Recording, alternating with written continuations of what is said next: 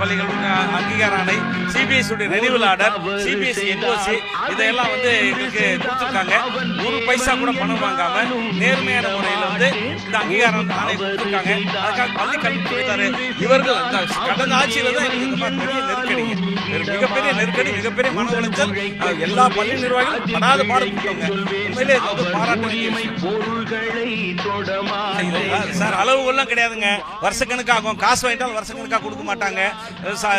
சுகாதார சான்று, தீயணைப்பு துறை துறை சான்று, கட்டிட உறுதி சான்று, உரிமை சான்று, பில்டிங் பிளான் அப்ரூவல் எல்லாமே இருந்தாலும் ஏதாவது ஒரு குறை சொல்லி, நொட்டம் சொல்லி, பிரச்சனை மேல பிரச்சனை பண்ணி மிகுந்த மன உளைச்சல் கொடுப்பாங்க.